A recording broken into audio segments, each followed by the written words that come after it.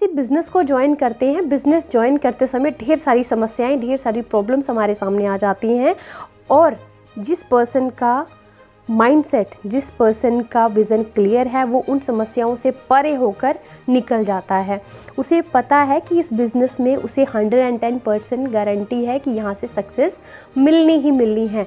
But उस समय हमें ये चीज़ का ध्यान रखना है कि जब भी कोई समस्या आती है उसका हल भी उसके साथ होता है, क्योंकि उस समय हम परेशान हो जाते हैं, इसीलिए हम उस ताले की चाबी को ढूंढ नहीं पाते। अब समस्याएं किस प्रकार की आती हैं, हो सकता है आपको कोई हेल्थ चैलेंज आ जाए, हो सकता है आपको कोई फाइनेंशियल प्रॉब्लम आ सकती है, या फिर हम बिज़नेस कर रहे हैं तो उसमें हमारा चेक जो है वो गिर जाता है, यानी कि चेक हमारा छोटा हो जाता है।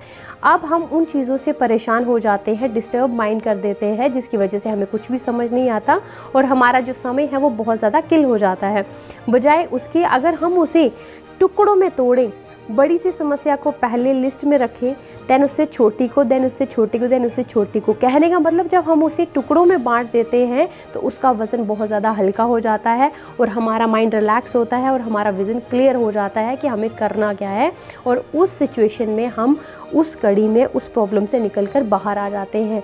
जी हाँ, हर एक समस्या का हल है, हर एक ताले की चाबी है, और याद रखिएगा इस समस्या का हल आपको खुद ही निकालना है। क्यों? क्योंकि बिज़नेस भी आपने खुद ही चूज़ किया था, प्रॉब्लम्स भी आप ही को आएंगी और इससे बाहर भी आप ही निकलेंगे।